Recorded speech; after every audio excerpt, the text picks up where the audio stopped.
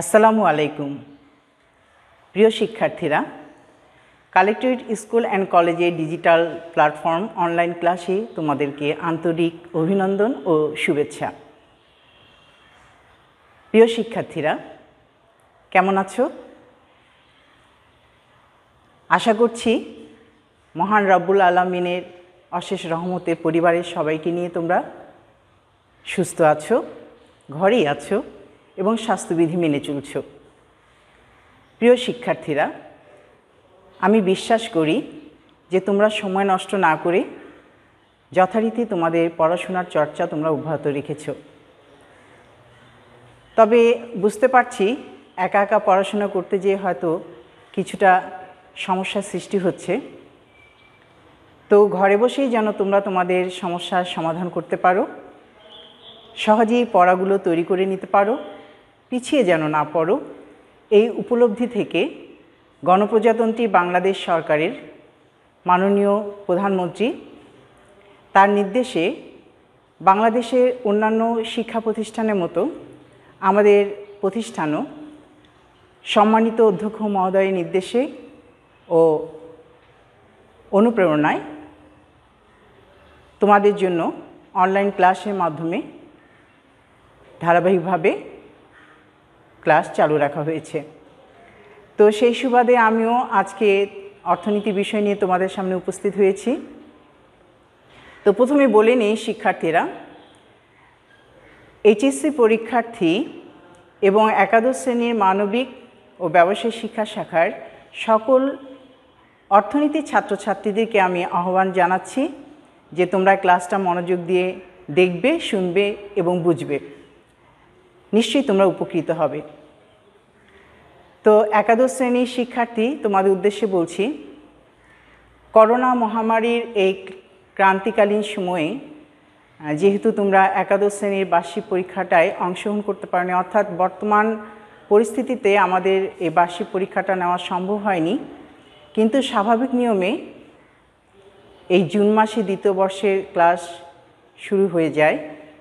তো এই কারণে আমি তোমাদেরকে দ্বাদশ শ্রেণীর সিলেবাস অনুযায়ী পাঠদান করব। তো তোমরা সিলেবাসটা একটু লক্ষ্য করবে আর দেখবে যে সেখানে প্রাক নির্বাচনী পরীক্ষার জন্য দুটা পেপারই আছে, প্রথম পত্র দ্বিতীয় পত্র দুটোই আছে। তো আমরা প্রথম পত্রে কিছু অধ্যায় বাকি আছে, সেটা আমরা আগে আলোচনা করব, তারপরে আমরা দ্বিতীয় পত্র শুরু করব আলোচনা। তো শিক্ষার্থীরা, আলোচনার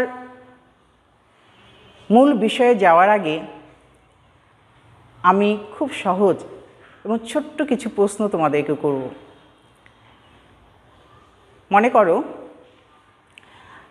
আমার নিজস্ব বাসা রংপুরে নেই, আমি অন্যের বাসায় থাকি এই শর্তে যে প্রতি মাসে আমাকে ৮,০০০ টাকা দিতে হবে। অথবা তোমাদেরকে যদি এভাবে বলি, তোমরা তো অনেকেই মেসে থাকো, তাই না? তো মেসে যখন তোমরা থাকো বা মেসে যখন তোমরা খুঁজতে থাকো, তখন কি করো? তোমরা অবশ্যই বিভিন্ন মেসে ঘুরো, মেস মালিকদের সঙ্গে কথা বলো এবং তারা প্রতি মাসে কত নেবে সেই সম্পর্কে তোমরা জানো। তারপরে কি হয়? তারপরে তোমাদের যদি সামর্থ্য অনুযায়ী পছন্দ হয়, তখন তোমরা প্রতি মাসে সেই পরিমাণ অর্থ দিয়ে সেই মেসটাকে পছন্দ করবে এবং থাকবে। তো শিক্ষার্থীরা, এই যে আমি বললাম যে বাড়ি আমি ব্যবহার করার জন্য বাড়ির মালিককে একটা নির্দিষ্ট পরিমাণ অর্থ দিচ্ছি প্রতি মাসে, অথবা তোমরা যদি কেউ মেস থাকো, তোমরাও ওই মেস ব্যবহার করার জন্য মেসের মালিককে প্রতি মাসে নির্দিষ্ট পরিমাণ অর্থ দিচ্ছ। তাহলে এই যে আমরা নির্দিষ্ট পরিমাণ অর্থ বাড়ি বা মেসের মালিককে দিচ্ছি, এটাকে কি বলে?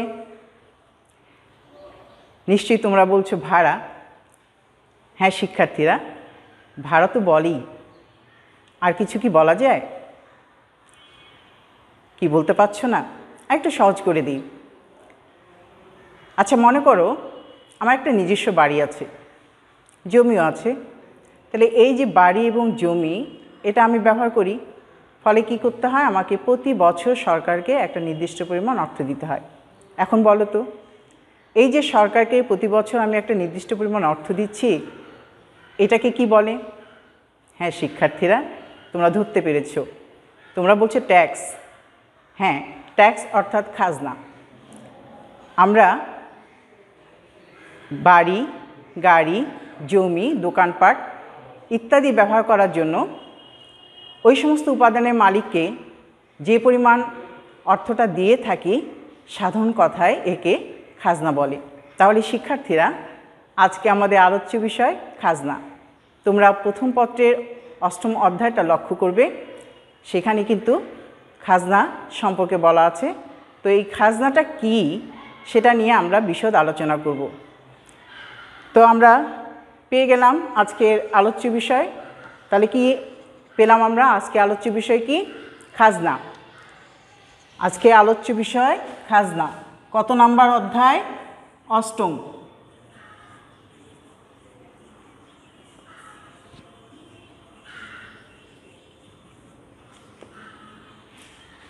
আমাদের বিষয় হচ্ছে খাজনা।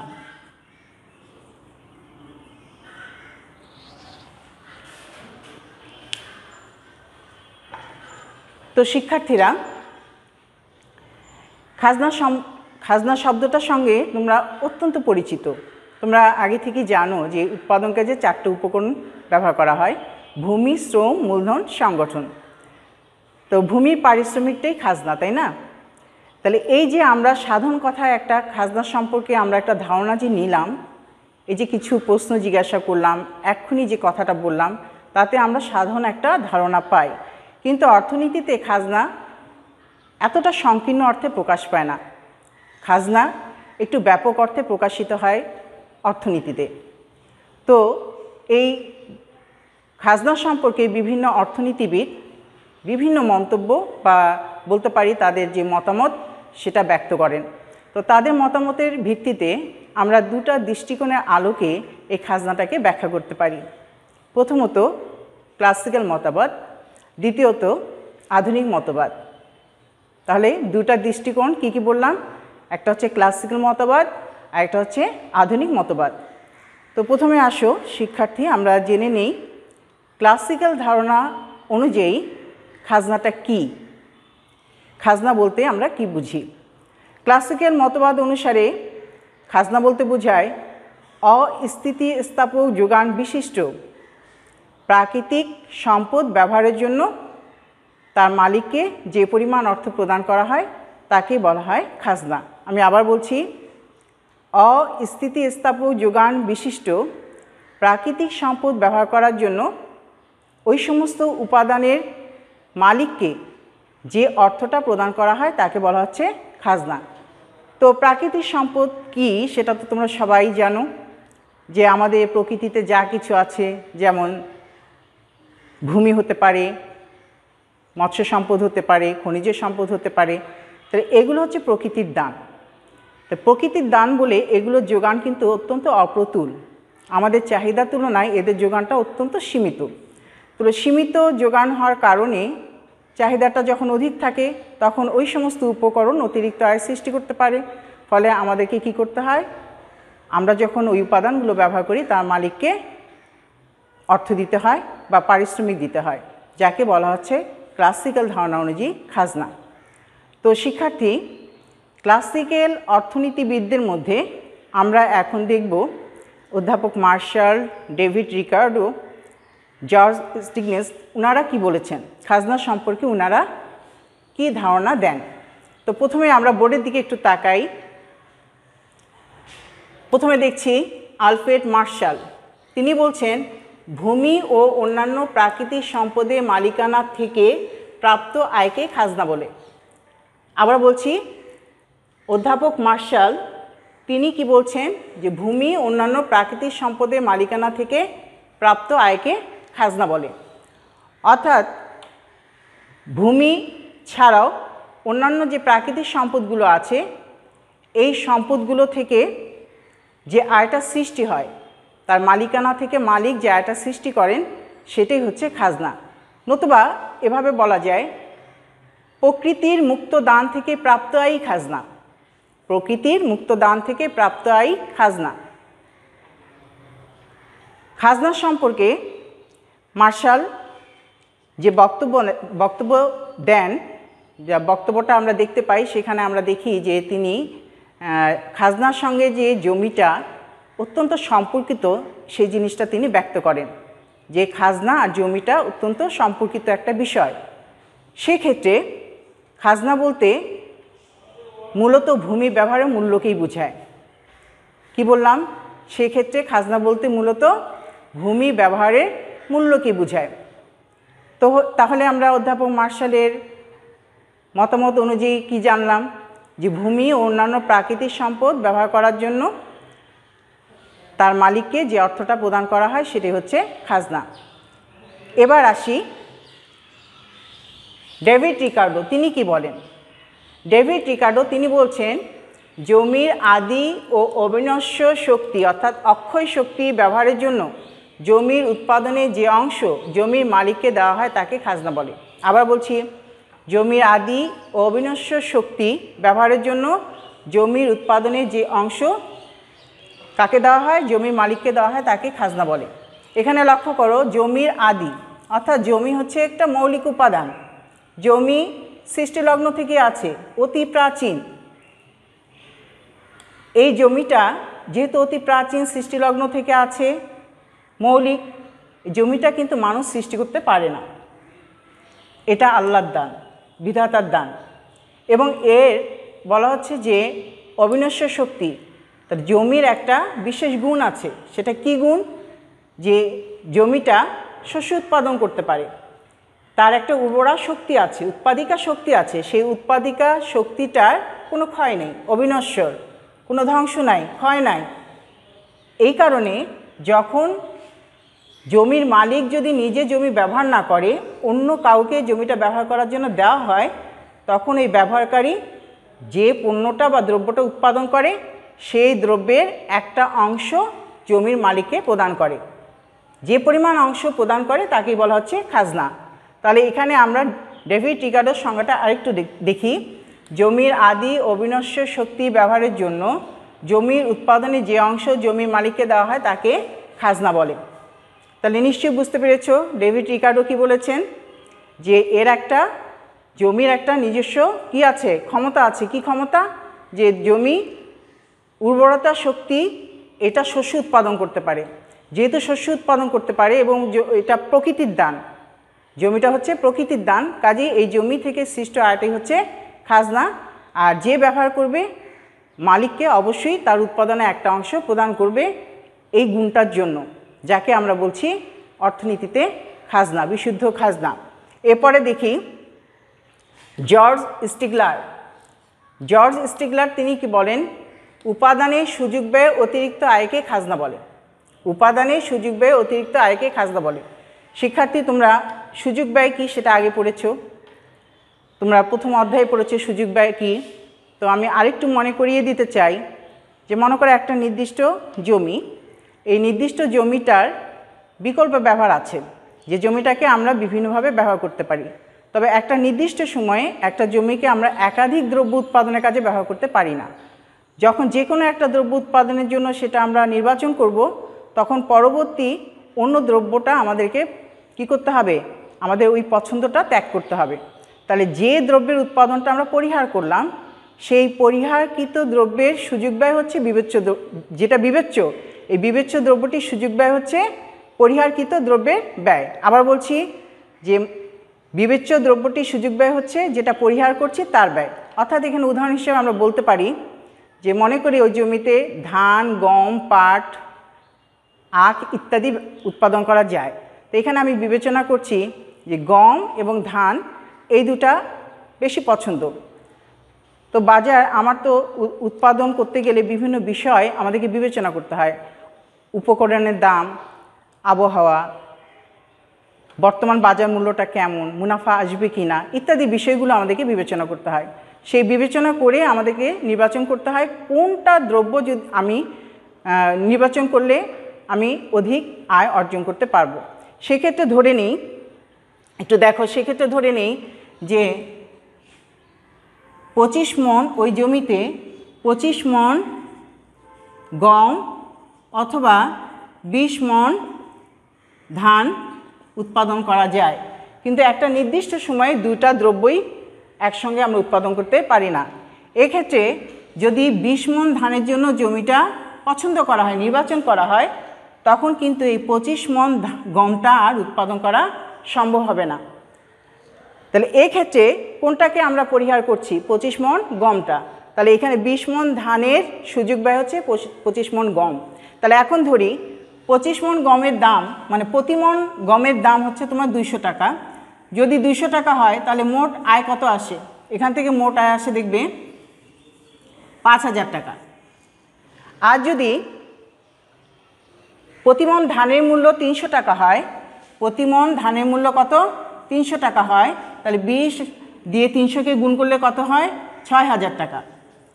তাহলে অতিরিক্ত আমরা গম উৎপাদন না করে যদি ধান উৎপাদন করি তাহলে আমাদের অতিরিক্ত কত আয় আসছে? 1000। অর্থাৎ গম থেকে পাই 5000, ধান থেকে পাই আমরা কত? 6000। তাহলে 6 থেকে 5 বাদ দিলে কত থাকে? 1000। তাহলে এই 1000 টাকাই হবে ওই নির্দিষ্ট জমির খাজনা। তো শিক্ষার্থী, আমরা ক্লাসিক্যাল অর্থনীতিবিদদের মধ্যে অধ্যাপক মার্শাল, ডেভিড রিকার্ডো, জর্জ স্টিগলার, ইনাদের যে বক্তব্য, ইনাদের যে মতামতগুলো সেগুলো আমরা দেখলাম। এই পর্যালোচনা থেকে আমরা বলতে পারি যে ক্লাসিক্যাল অর্থনীতিবিদ তারা মনে করেন যে ভূমি ও অন্যান্য প্রাকৃতিক সম্পদ যাদের যোগানটা সম্পূর্ণরূপে অস্থিতিস্থাপক, ওই সমস্ত উপাদান কি করতে পারে? যে আয় সৃষ্টি করতে পারে, সেই আয়টাকেই বলা হচ্ছে খাজনা। তো শিক্ষার্থী, আসে এখন আমরা এই ক্লাসিক্যাল মতবাদটা একটু চিত্র দিয়ে বোঝার চেষ্টা করি, তাহলে হয়তো ধারণাটা আর একটু পরিষ্কার হবে। তো এক্ষেত্রে দেখো 1 নম্বর চিত্রটা একটু লক্ষ্য করি আগে। 1 নম্বর চিত্র, এখানে ভূমি অক্ষে জমির পরিমাণ, লম্ব অক্ষে দাম নির্দেশিত। তাহলে জমি, এখানে জমির পরিমাণটা যে নেওয়া হচ্ছে, আমরা বারবার বলছি ক্লাসিক্যাল অর্থনীতিবিদ তারা জমিটাকেই গুরুত্ব দিচ্ছেন ও অন্যান্য প্রাকৃতিক সম্পদ এটাকে গুরুত্ব দিচ্ছেন, যে এখান থেকে যেহেতু অপ্রতুল, এটা আমাদের চাহিদার তুলনায় এর যোগানটা সীমিত, এর পরিমাণটা নির্দিষ্ট, এটা কোনো অবস্থাতেই আমরা পরিবর্তন করতে পারবো না। কাজেই এই সীমাবদ্ধতার জন্যই এই জমি থেকে যে আয়টা সৃষ্টি হয় সেটি হচ্ছে খাজনা। তাহলে এখানে লক্ষ্য করি, তাহলে জমির পরিমাণটা আমরা ভূমি অক্ষে দেখাচ্ছি আর লম্ব অক্ষের দাম। এখানে যেহেতু জমি এটা কিসের দান? প্রকৃতির দান। প্রকৃতির দান কোন দৃষ্টিকোণ থেকে? সামগ্রিক দৃষ্টিকোণ থেকে। তাহলে সামগ্রিক দৃষ্টিকোণ থেকে যেহেতু জমির যোগানটা সীমিত, এই জন্য জমির যোগান রেখাটা কিউএস, এটা সম্পূর্ণ অস্থিতিস্থাপকতা নির্দেশ করে। অর্থাৎ এই কিউএস যোগান রেখাটা নির্দেশ করে জমির পরিমাণ ও কিউতে নির্দিষ্ট, ও কিউতে নির্দিষ্ট।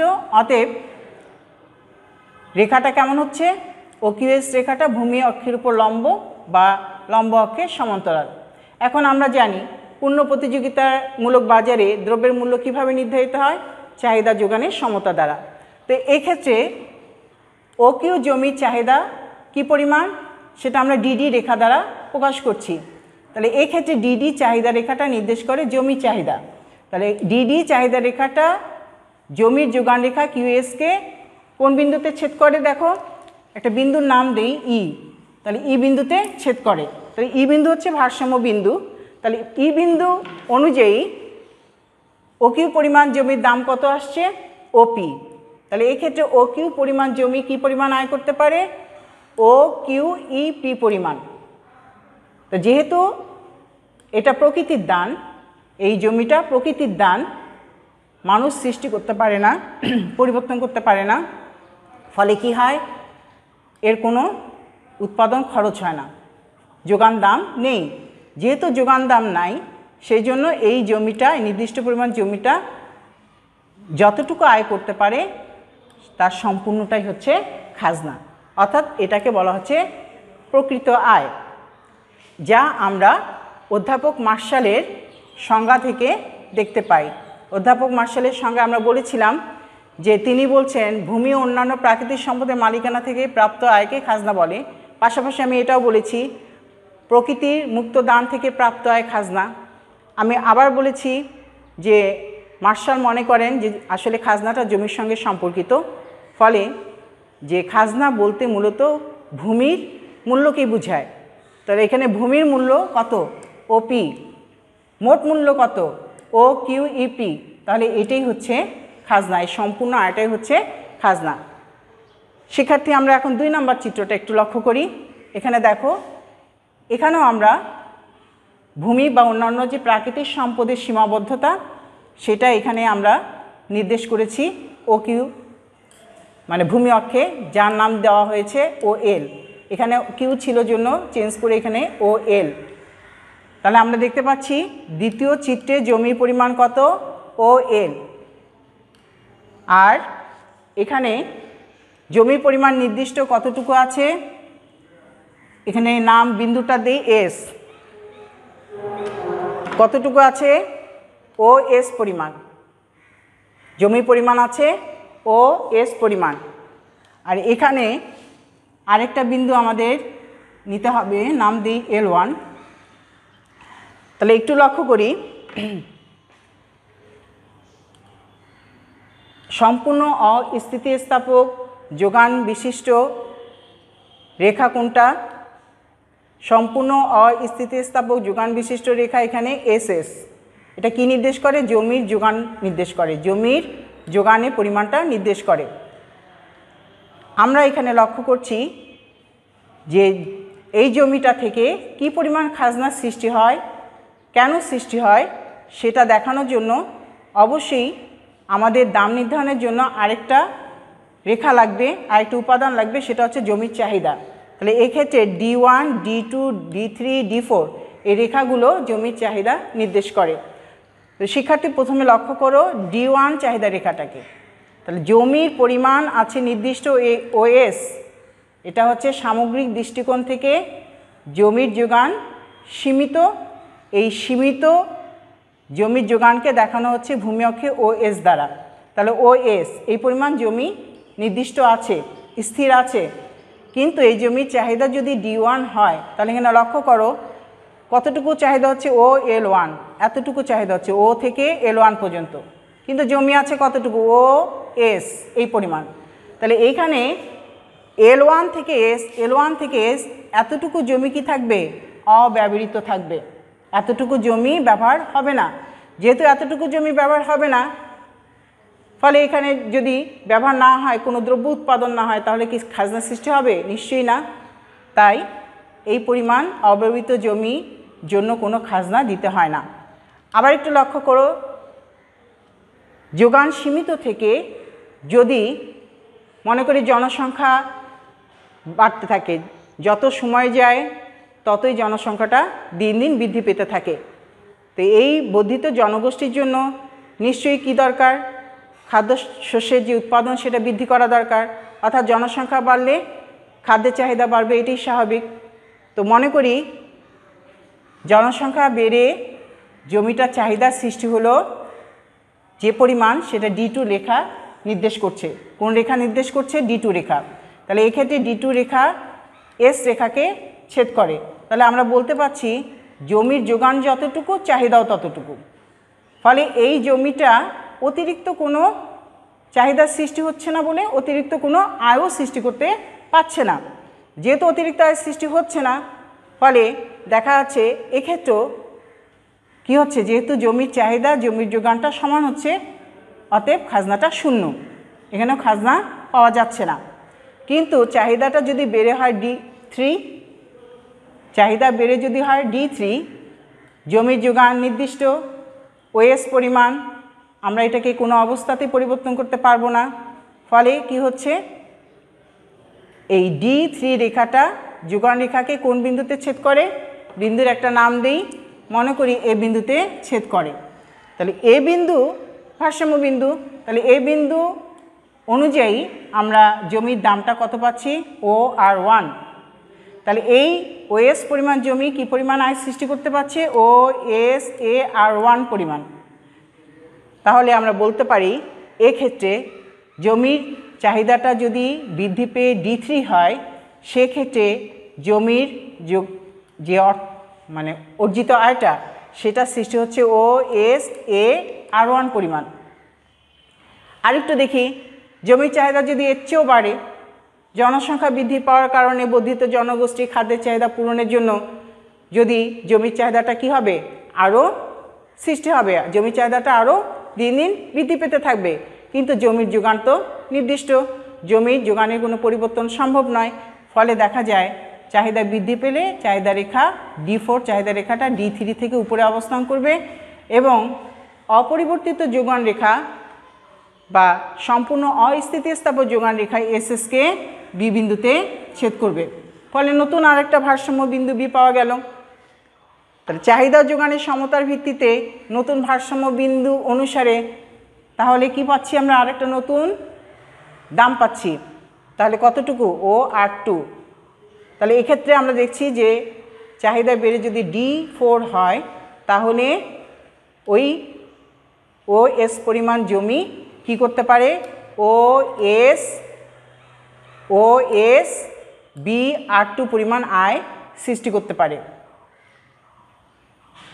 OSBR2 পরিমাণ আয় সৃষ্টি করতে পারে। তাহলে এটা তো এ বিন্দু অপেক্ষা বি বিন্দুতে কতটুকু বেশি আয় সৃষ্টি হলো? AR1 R2 B, অথবা বলতে পারি R1 R2 B A পরিমাণ অতিরিক্ত আয় সৃষ্টি হলো। তাহলে এভাবে জমির পরিমাণ নির্দিষ্ট থেকে যদি জমির চাহিদাটা বৃদ্ধি পায়, তাহলে জমির দামটাও বাড়বে এবং ওই নির্দিষ্ট জমি অতিরিক্ত আয় সৃষ্টি করতে পারবে এবং এই ক্ষেত্রে ওই অতিরিক্ত আয়টাকে বলা হচ্ছে খাজনা। তাহলে শিক্ষার্থীরা, আমরা ক্লাসিক্যাল ধারণা অনুসারে খাজনা সম্পর্কে যেটা জানতে পারলাম সেটা হচ্ছে ভূমি ও অন্যান্য প্রাকৃতিক সম্পদ, ভূমি অনুরূপ অন্যান্য যে প্রাকৃতিক সম্পদ আছে যাদের যোগানটা সম্পূর্ণ অস্থিতিস্থাপক, সেই অস্থিতিস্থাপক বৈশিষ্ট্যের কারণে কি করতে পারে? ওই উপাদানগুলো চাহিদা বৃদ্ধি পেলে অতিরিক্ত অর্থ বা অতিরিক্ত আয় সৃষ্টি করতে পারে, যাকে অর্থনীতিতে বলা হচ্ছে বিশুদ্ধ খাজনা বা খাজনা। এখন আমরা দেখতে চাই আধুনিক অর্থনীতিবিদ তারা কি মনে করেন। আধুনিক অর্থনীতিবিদদের ধারণা অনুসারে খাজনাটা কি?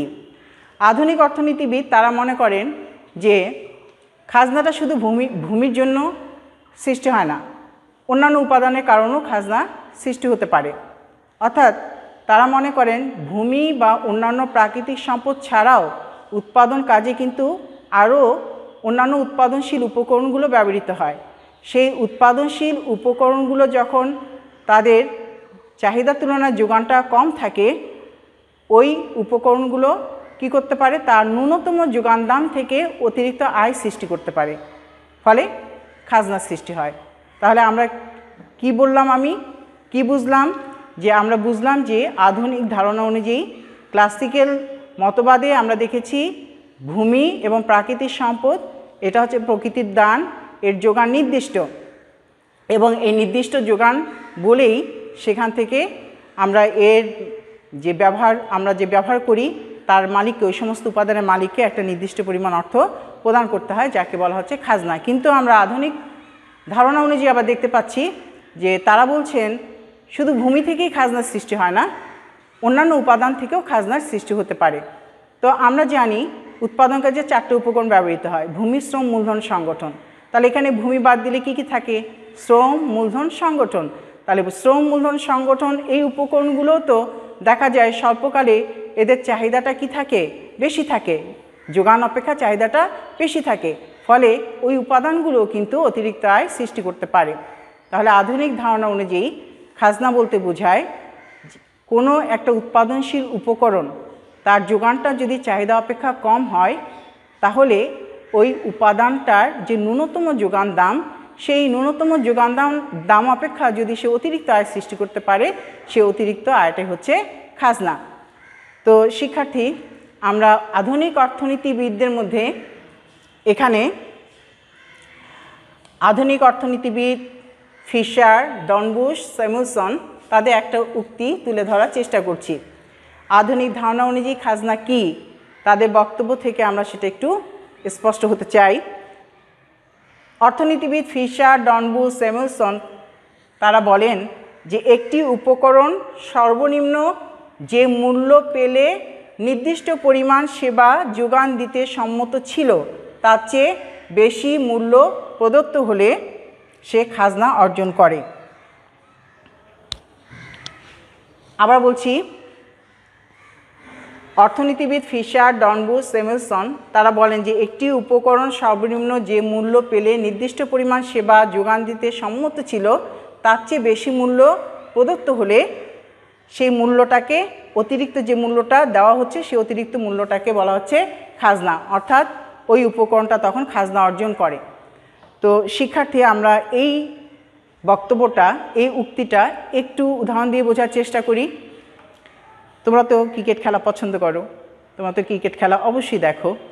তো বাংলাদেশে যখন বিপিএল হয় তখন কিন্তু তোমরা দেখো, তাই না? এই বিপিএলে অনেকগুলো দল থাকে, যেমন ধরো রংপুর রাইডার্স, তারপরে ঢাকা প্লাটুন, চট্টগ্রামের বলতে পারি challenger, Chattogram challenger, Khulna tigers ইত্যাদি নামগুলো থাকে। এগুলো হচ্ছে দলের নাম। তো এখানে আমাদের জাতীয় প্লেয়ার, ইন্টারন্যাশনাল প্লেয়ার সবাই খেলতে পারে। এখন কোনো একটা প্লেয়ার যদি মনে করে যে সে মনস্থির করলো যে আমি বিপিএলে যদি কোনো দলে আমাকে খেলতে হয় আমি কমপক্ষে 5 লাখ টাকা না দিলে খেলবো না, এটা সে মনস্থির করলো। তো যখন সে প্রকৃতপক্ষে বিভিন্ন দল তার সঙ্গে কন্ট্যাক্ট করে তখন সে দেখতে পায় যে ধরি রংপুর রাইডার্সে সে খেলবে, রংপুর রাইডার্স তাকে 7 লাখ টাকা দিতে রাজি। তখন 7 লাখ টাকা দিয়ে সে কী করবে? ওই দলের সঙ্গে চুক্তিবদ্ধ হবে। কীরকম চুক্তিবদ্ধ? যদি বলে যে এই 7 লাখের বিনিময়ে তাকে 1 বছর বা 2 বছর খেলতে হবে, অন্য কোনো দলে সে অংশগ্রহণ করতে পারবে না। তার মানে ওই নির্দিষ্ট সময়ের জন্য সে ওই দলের সঙ্গে চুক্তিবদ্ধ হয়ে গেল এবং তার বিনিময়ে সে 7 লাখ টাকা পেল। কিন্তু তার ইচ্ছা কী ছিল, তার চাহিদা কতটুকু ছিল, সে কতটুকু হলে তার হতো, সে মনে করে যে আমি এটা হলে খেলতে পারতাম, নিশ্চয়ই 5 লাখ টাকা। তাহলে সে সম্মত ছিল 5 লাখ টাকা দিয়ে খেলতে, কিন্তু প্রকৃতপক্ষে সে পাচ্ছে কত? 7 লাখ টাকা। তাহলে এখানে অতিরিক্ত কত? 2 লাখ টাকা। তাহলে এই 2 লাখ টাকাই হচ্ছে ওই খেলোয়াড়ের খাজনা। নিশ্চয়ই বুঝতে পেরেছ? তো আরেকটু আমরা আধুনিক ধারণাটাকে পরিষ্কার করার জন্য আমরা জোয়ান রবিনসনের একটা সংজ্ঞা তুলে ধরতে চাই। জোয়ান রবিনসন তিনি আবার বলেন, কোনো উপাদানকে যে ন্যূনতম যোগান দাম না দিলে সে কাজে নিযুক্ত হবে না, যদি সে অতিরিক্ত পারিশ্রমিক লাভ করে সে অতিরিক্ত পারিশ্রমিককে বলা হচ্ছে খাজনা। তাহলে জোয়ান রবিনসন তিনি কি বলেন? তিনি বলেন যে একটা উপাদান যে ন্যূনতম দাম না হলে সেই উৎপাদন কাজে নিযুক্ত হবে না, সেই ন্যূনতম দাম থেকে যে অতিরিক্ত পারিশ্রমিকটা সে লাভ করে সেই অতিরিক্ত পারিশ্রমিকটাই হচ্ছে তার খাজনা। তো শিক্ষার্থী আসো, এটাও আমরা একটু চিত্র দিয়ে বোঝার চেষ্টা করি, তাহলে আমাদের ধারণা একটু পরিষ্কার হয়। তাহলে এখন আমরা এই আধুনিক ধারণা থেকে কিভাবে আমরা খাজনা, কাকে খাজনা বলা হয়, কিভাবে আমরা খাজনা ধারণাটা পরিষ্কার করতে পারি সেটার জন্য এই চিত্রটা আমরা একটু লক্ষ্য করতে পারি। চিত্রটা লক্ষ্য করো, এখানে আমরা আর জমি নেইনি, যেহেতু ক্লাসিক্যাল মতবাদ অনুসারে দুটা চিত্রই জমি এই উপকরণটাকে ব্যবহার করা হয়েছে। এখানে অন্য আরেকটি উপকরণ শ্রম, এই শ্রম দিয়ে চিত্রটাকে একটু ব্যাখ্যা করার চেষ্টা করা হচ্ছে। এখানে ভূমি অক্ষে শ্রমের পরিমাণ দেখানো হয়েছে এবং লম্ব অক্ষে দেখানো হয়েছে শ্রমের দাম। তো একটু লক্ষ্য করো যে আমরা জানি শ্রম বাজারে, পূর্ণ প্রতিযোগিতা বাজারে শ্রমের চাহিদা এবং যোগান দ্বারা শ্রমের মজুরি নির্ধারিত হয়। সেক্ষেত্রে একটু লক্ষ্য করে 1 নম্বর চিত্র, যেখানে আমরা বলছি যে এখানে যোগানটা স্থির, জমির যোগানটা স্থির, ফলে পূর্ণ প্রতিযোগিতা বাজারের ধারণা অনুযায়ী এই জমির শুধুমাত্র এখানে যোগান দাম নাই, শুধুমাত্র চাহিদার কারণেই কিন্তু জমির দামটা সৃষ্টি হচ্ছে, জমি আয় উপার্জিত হচ্ছে। এই আয়টাই হচ্ছে প্রকৃত আয়, অর্থাৎ এই পুরো আয়টাই হচ্ছে জমির খাজনা। ঠিক এভাবে এখানে লক্ষ্য করো যে এক্ষেত্রে ডিডি হচ্ছে শ্রমের চাহিদা রেখা আর এএসএল এটা হচ্ছে শ্রমের যোগান রেখা। আবার বলছি, ডিডি কি? শ্রমের চাহিদা রেখা, আর এএসএল এটা হচ্ছে শ্রমের যোগান রেখা। শ্রমের যোগান রেখা, শ্রমের চাহিদা রেখা পরস্পর কোন বিন্দুতে ছেদ করে? ই বিন্দুতে। সুতরাং এটা ভারসাম্য বিন্দু। তাহলে ভারসাম্য বিন্দু অনুসারে একটা উৎপাদন প্রতিষ্ঠান কি পরিমাণ শ্রমিক নিয়োগ দেয়? ওএল পরিমাণ। কি পরিমাণ শ্রমিক নিয়োগ দেয়? ওএল পরিমাণ। তাহলে এই শ্রমিকের গড় দাম কত ছিল? ও এ, অর্থাৎ ও এ এই পরিমাণ গড় দাম, মানে প্রতিটা এককের দাম ও এ, এটা না হলে ওই শ্রমিক কী করতো না? উৎপাদন কাজে নিয়োজিত হতো না। এটা তার ন্যূনতম যোগান দাম। তাহলে এই পরিমাণ দাম না পেলে সে উৎপাদন কাজে নিয়োজিত হতো না। ফলে ও এল পরিমাণ শ্রমিক নিয়োজিত হয়ে কি পরিমাণ এখানে তাদের ন্যূনতম যোগান দামটা সৃষ্টি হচ্ছে? ও এ ই এল পরিমাণ। তাহলে এইটা হচ্ছে ও এল পরিমাণ শ্রমিকের ন্যূনতম যোগান দাম। আবার বলছি, ও এল পরিমাণ শ্রমিকের ন্যূনতম যোগান দাম কতটুকু? ও এ ই এল পরিমাণ, নতুবা এদিক দিয়ে যেতে পারি আমরা, ও এল ই এ পরিমাণ। এই অংশটুকু, এটা হচ্ছে একটা উৎপাদন প্রতিষ্ঠান এই পরিমাণ ব্যয় করে ওএল পরিমাণ শ্রমিক উৎপাদন কাজে নিযুক্ত করে। কারণ এটা না হলে, এই পরিমাণ ব্যয় না হলে, এই পরিমাণ দাম না হলে ওএল পরিমাণ শ্রমিক উৎপাদন কাজে নিযুক্ত হতো না। কিন্তু প্রকৃতপক্ষে পূর্ণ প্রতিযোগিতার বাজার অনুযায়ী তাহলে আমাদের মজুরিটা কত আসে? পূর্ণ প্রতিযোগিতার বাজার অনুযায়ী চাহিদা যোগানের সমতার ভিত্তিতে মজুরিটা দাঁড়াচ্ছে OW।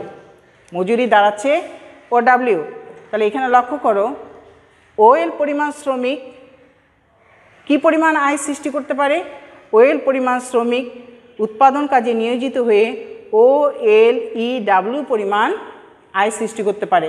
অর্থাৎ এখানে শ্রমিকের মজুরি পূর্ণ প্রতিযোগিতার বাজার, আমরা জানি যে দ্রব্যের দাম, শ্রমের দাম সব পূর্ণ প্রতিযোগিতা বাজারের মাধ্যমে নির্ধারিত হয়। তাহলে এক্ষেত্রে শ্রমিকের মজুরি কত নির্ধারিত হলো? OW। তাহলে OW মজুরি নির্ধারিত হলে পূর্ণ প্রতিযোগিতা বাজার অর্থাৎ চাহিদা যোগানের সমতার ভিত্তিতে মজুরি যদি OW নির্ধারিত হয়, OL পরিমাণ শ্রমিক দ্বারা কি পরিমাণ আয় হয়?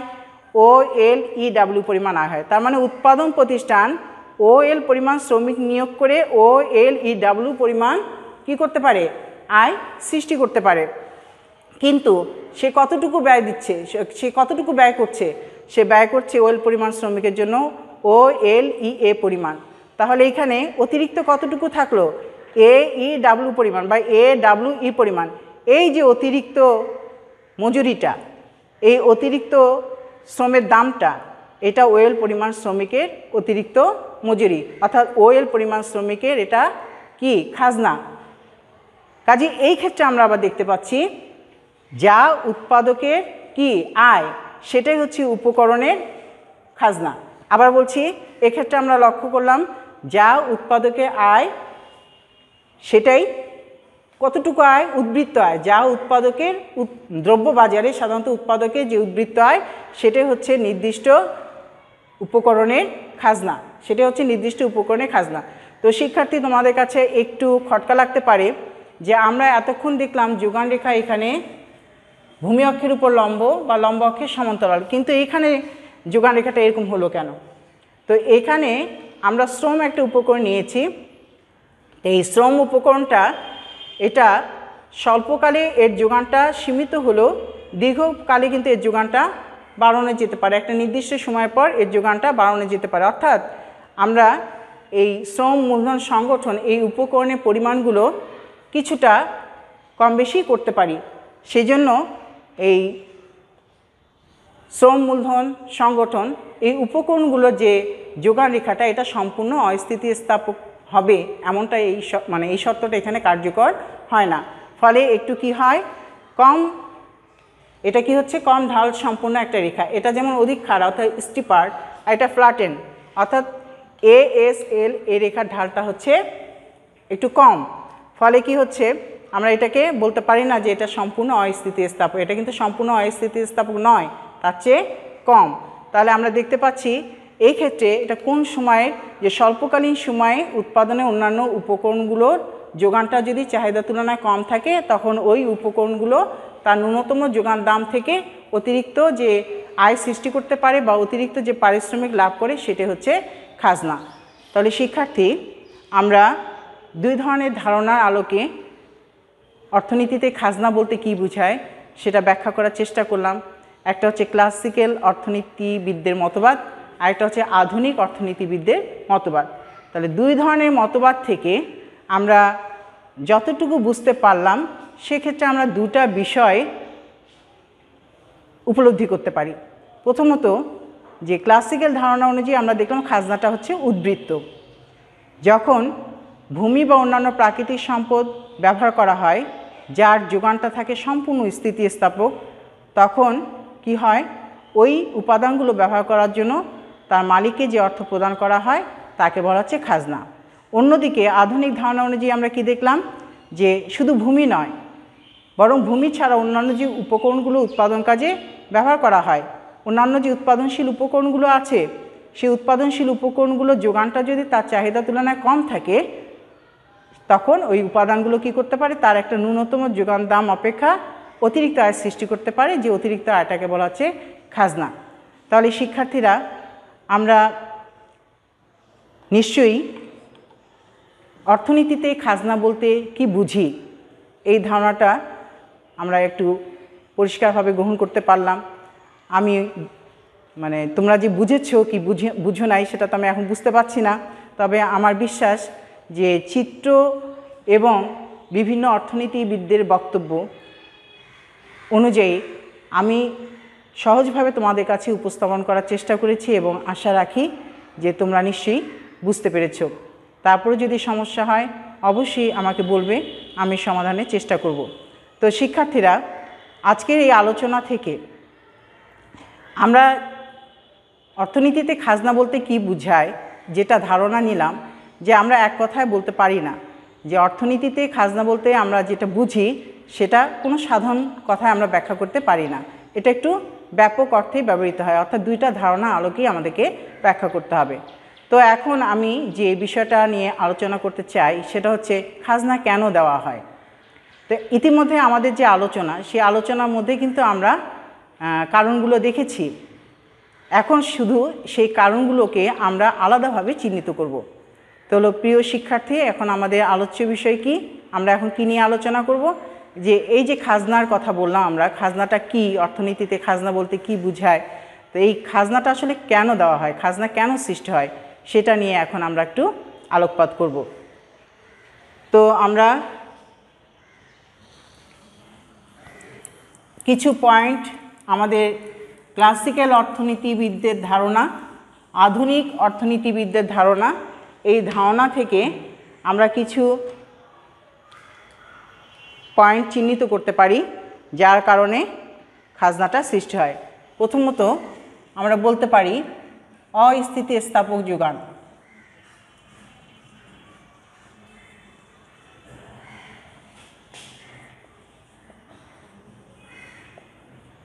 দেখো তো শিক্ষার্থীরা, এই পয়েন্ট দিয়ে তোমরা বুঝতে পারছো যে কোন আলোচনাটা আমরা করেছিলাম। অস্থিতিস্থাপক যোগান মানে এখানে যোগান থাকবে নির্দিষ্ট, এখানে যোগান থাকবে নির্দিষ্ট বা সীমাবদ্ধ, আমাদের চাহিদার তুলনায় অপ্রতুল। তো এখন আমাদের চাহিদার তুলনায় অপ্রতুল যেটা সম্পদের কথা বলছি সেটা হচ্ছে ভূমি বা প্রাকৃতিক সম্পদ। আমরা জানি ভূমি প্রকৃতির দান, ইচ্ছা করলেই আমরা ভূমির পরিমাণটাকে পরিবর্তন করতে পারবো না, এটা হচ্ছে আল্লাহ প্রদত্ত। একমাত্র জমি সৃষ্টি করা এবং ধ্বংস করার মালিক তিনি। তো আমরা কি করতে পারি, আমরা শুধু আমাদের উপযোগী করে সেটাকে ব্যবহার করতে পারি।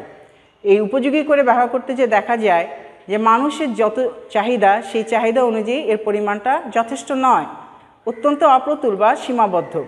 তো যেহেতু এটা নির্দিষ্ট, এর পরিমাণটা নির্দিষ্ট থাকে এবং এটা মানুষ সৃষ্টি করতে পারে না, ফলে এই জমি সৃষ্টির জন্য কোনো খরচ নাই, উৎপাদন ব্যয় নাই, যোগান দাম নাই, ফলে ওই জমিটা থেকে যে আয়গুলো সৃষ্টি হয়, যে আয় সৃষ্টি হয়, সেই আয়টাই হচ্ছে ওই জমি বা ওই সম্পদের খাজনা।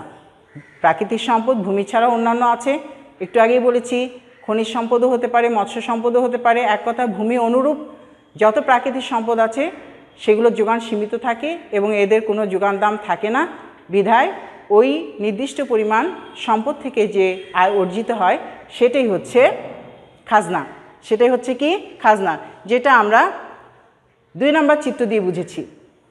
প্রিয় শিক্ষার্থী, আমরা ক্লাসিক্যাল ধারণা ব্যাখ্যা করার সময় 2 নম্বর চিত্রটা ব্যাখ্যা করেছি। নিশ্চয়ই তোমরা দেখেছো, বুঝেছো যে কিভাবে অতিরিক্ত আয় সৃষ্টি হয়। অর্থাৎ এখানে আমরা কি দেখেছি, যেহেতু জমির যোগানটা ওএস পরিমাণ, এটা নির্দিষ্ট, এক্ষেত্রে চাহিদা যদি বাড়ে তাহলে জমির দাম বাড়ে, ফলে খাজনাও বেশি হয়। তাহলে এটা আর আলোচনা করার প্রয়োজন নেই। দ্বিতীয়টা, জমির উর্বরতা পার্থক্য। দ্বিতীয় পয়েন্টে আমরা বলতে পারি জমির উর্বরতার পার্থক্য। তো এক্ষেত্রে আমরা ডেভিড রিকার্ডোর কথা বলতে পারি। ডেভিড রিকার্ডো তিনি মনে করেন, তার তত্ত্ব মতে তিনি জমিকে 3 শ্রেণীতে ভাগ করেন। একটা হচ্ছে উৎকৃষ্ট, আরেকটা হচ্ছে নিকৃষ্ট। অর্থাৎ এভাবে ভাগ করেন, উৎকৃষ্ট জমি, নিকৃষ্ট অপেক্ষা উত্তম জমি, উৎকৃষ্ট জমি 3 শ্রেণীতে ভাগ করেন। মানে কি, প্রথম, দ্বিতীয়, তৃতীয়। প্রান্তিক জমিটাকে বলা হচ্ছে তৃতীয় শ্রেণীর জমি। এই প্রান্তিক জমি বলতে কি বোঝায়? রিকার্ডো মনে করেন যে জমির আয় ব্যয় সমান, যে জমি থেকে আয় এবং জমিতে যে জমির জন্য যে ব্যয় করা হয় এই দুটা পরস্পর সমান হয়, সেই জমিটাই হচ্ছে প্রান্তিক জমি। তো প্রান্তিক জমিকেই সাধারণত তৃতীয় শ্রেণীর জমি বা নিকৃষ্ট জমি বলা হচ্ছে। তাহলে এই তৃতীয় শ্রেণী বা নিকৃষ্ট জমি থেকে আর অন্যান্য যে 2টা শ্রেণীর জমির কথা বললাম, প্রথম এবং দ্বিতীয়, যতটুকু অতিরিক্ত উৎপাদন হয় সেটাই হচ্ছে ওই নির্দিষ্ট জমির খাজনা। আবার বলছি, তৃতীয় শ্রেণীর জমি অপেক্ষা দ্বিতীয় শ্রেণীর জমিতে যতটুকু বেশি উৎপাদন হয় সেই পরিমাণটাই দ্বিতীয় শ্রেণীর খাজনা। আবার দ্বিতীয় শ্রেণী অপেক্ষা প্রথম শ্রেণীতে যতটুকু বেশি উৎপাদন হয় সেটাই প্রথম শ্রেণীর জমির খাজনা। তাহলে এভাবে তিনি মনে করেন যে জমির উর্বরতার মধ্যে পার্থক্য আছে এবং পার্থক্য অনুযায়ী জমির কি হয়, উৎপাদনের মধ্যেও পার্থক্য লক্ষ্য করা যায়। তাহলে যে জমির উৎপাদন বেশি তার খাজনা বেশি। এরপরে আমরা 3 নম্বর পয়েন্ট বলতে পারি অবস্থানগত পার্থক্য। অবস্থানগত পার্থক্য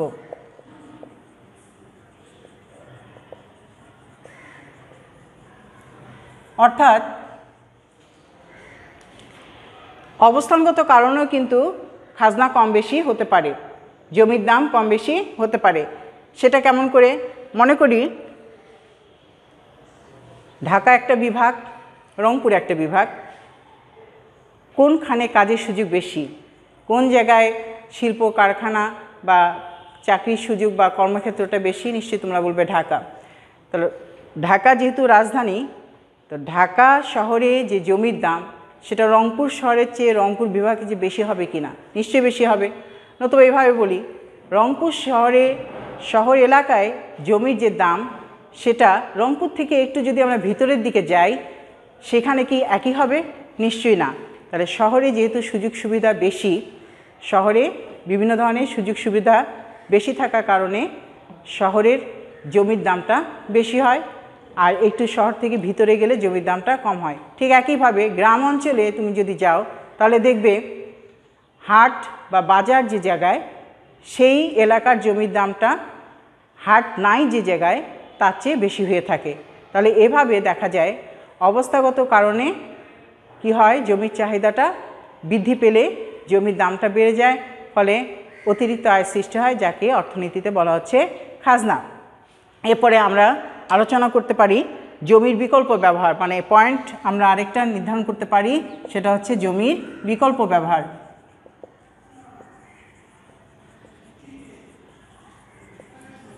জমির বিকল্প ব্যবহার আমরা আলোচনা করেছি। আমরা জর্জ স্টিগলার ওনার সংজ্ঞা যখন আলোচনা করেছি যে খাজনা কি, খাজনা হচ্ছে কোনো উপাদানের সুযোগ ব্যয় থেকে যে অতিরিক্ত আয় সৃষ্টি হয় সেটা হচ্ছে খাজনা। তখন আমি আলোচনা করেছি যে জমির বিকল্প ব্যবহার, সুযোগ ব্যয়ের কারণে জমি বিকল্পভাবে ব্যবহার করা যায়। অর্থাৎ আমরা একটা জমিকে বিভিন্ন দ্রব্য উৎপাদনের কাজে ব্যবহার করতে পারি, তবে একটা নির্দিষ্ট সময় আমরা একই দ্রব্য উৎপাদন করতে পারি না। একটা দ্রব্য উৎপাদন করলে অন্য দ্রব্য উৎপাদন আমাদেরকে ছাড়তে হয়। যেটা ছাড়ছি তার পরিমাণটা হচ্ছে বিবেচ্য দ্রব্যের সুযোগ ব্যয়। অর্থাৎ সুযোগ ব্যয়, জমির বিকল্প ব্যবহারের কারণে সুযোগ ব্যয় সৃষ্টি হয়, সুযোগ ব্যয়ের কারণেই খাজনাটা সৃষ্টি হয়। তাহলে আমরা বলতে পারি জমির বিকল্প ব্যবহার আছে বলেই খাজনা দিতে হয়, জমির বিকল্প ব্যবহার আছে বলেই খাজনা দিতে হয়। আরেকটা পয়েন্ট আমরা বলতে পারি যে জমিতে ক্রমহ্রাসমান প্রান্তিক উৎপাদন বিধিটা দ্রুত কার্যকর হয়। তার মানে এখানে আমরা কি বলবো, জমিতে কি কোন বিধি কার্যকর হয়? ক্রমহ্রাসমান উৎপাদন বিধির কার্যকারিতা। পয়েন্টের নাম আমরা দিচ্ছি ক্রমহ্রাসমান প্রান্তিক উৎপাদন বিধির কার্যকারিতা। তো ক্রমহ্রাসমান তোমরা জানো, পড়েছি আমরা উৎপাদন অধ্যায়ে। ক্রমহ্রাসমান প্রান্তিক উৎপাদন বিধিটা কি? যে অন্যান্য অবস্থা অপরিবর্তিত থেকে পরিবর্তনীয় উপাদানের মধ্যে যে কোনো একটি উপাদানের বিভিন্ন এককগুলোর নিয়োগ যদি বাড়ানো হয় তাহলে দেখা যায় উৎপাদনটা একটা নির্দিষ্ট স্তর পর্যন্ত বাড়বে। এই নির্দিষ্ট স্তরে পৌঁছানোর পর উপকরণ নিয়োগের পরিমাণ যতই বাড়ানো হোক না কেন, অর্থাৎ উৎপাদন খরচটা যতই বাড়ানো হোক না কেন, অতিরিক্ত উৎপাদন ক্রমশ হ্রাস পেতে থাকবে, অর্থাৎ মোট উৎপাদন হ্রাস পেতে থাকবে। তাহলে আমরা কি বলছি, যে যেহেতু জমিতে ক্রমহ্রাসমান উৎপাদন বিধি কার্যকর হয়, এই কারণে দেখা যায় সহজ কথা বলতে গেলে অতিরিক্ত আমরা যতই উৎপাদন করব, যতই ব্যয় করব, যে পরিমাণ ব্যয় করছে তার তুলনায় অতিরিক্ত উৎপাদন ক্রমশই কমতে থাকবে। যে পরিমাণ ব্যয় করব তার চেয়ে অতিরিক্ত উৎপাদনের পরিমাণ ক্রমশই কমতে থাকবে। এতে কি হবে, আমাদের উৎপাদনের পরিমাণটা কম হবে। যখন উৎপাদনের পরিমাণ কম হবে তখন অতিরিক্ত দ্রব্য উৎপাদনের জন্য জমির চাহিদাটা বাড়বে, আর জমির চাহিদা বাড়লে জমির দাম বাড়বে, ফলে খাজনার সৃষ্টি হবে। নতুবা এভাবে বলা যায়, এটা একটু কঠিন মনে হয় শুনতে, কিন্তু যখন অতিরিক্ত উৎপাদন শ্রম নিয়োগের পরিমাণ বৃদ্ধি করতে করতে যখন অতিরিক্ত উৎপাদনটা কমতে থাকবে, এই অতিরিক্ত উৎপাদন কমতে কমতে একসময় উৎপাদন ব্যয়ের সমান হয়ে যায়। যখন উৎপাদন ব্যয়ের সমান হয়ে যায় তখন প্রান্তিক আয় এবং প্রান্তিক ব্যয়টা পরস্পর সমান হয়। এই স্তরের দেখা যায় তার আগের এককের যে প্রান্তিক উৎপাদন এবং তার পরের এককের যে প্রান্তিক উৎপাদন, এই দুইয়ের পার্থক্যটাই হচ্ছে খাজনা। আমি আবার বলছি যে ক্রমহ্রাসমান প্রান্তিক উৎপাদন বিধি অনুযায়ী আমরা অন্যান্য অবস্থা অপরিবর্তিত রেখে যদি উৎপাদন ব্যয়টাকে ক্রমশ বাড়াতে থাকি একই হারে, তাহলে উৎপাদন ঠিক সে হারে না বেড়ে তার চেয়ে কম হারে বাড়বে, অর্থাৎ প্রান্তিক উৎপাদন ক্রমশ কমতে থাকবে। প্রান্তিক উৎপাদন কমতে কমতে একটা পর্যায়ে যেয়ে কার সমান হবে? প্রান্তিক ব্যয়ের সমান হবে। প্রান্তিক ব্যয়ের সমান হলে প্রান্তিক আয় প্রান্তিক ব্যয় পরস্পর সমান হয়ে যাবে। সেক্ষেত্রে এই স্তরে যাওয়ার পরে দেখা যাবে তার আগের একক থেকে প্রান্তিক উৎপাদন কত আসে এবং পরের একক থেকে প্রান্তিক উৎপাদন কত আসে, এই দুটার পার্থক্য যেটা দাঁড়ায় সেটাই হচ্ছে খাজনা। তাহলে আমরা ক্রমহ্রাসমান প্রান্তিক উৎপাদন বিধির কার্যকারিতার জন্য খাজনা সৃষ্টি হয় সেটা বুঝতে পারলাম। এরপরে আমরা আরেকটা পয়েন্ট বলতে পারি, সেটা হচ্ছে উপকরণের যোগান যদি সীমিত হয়। 6 নম্বর পয়েন্ট, উপকরণের সীমিত যোগান।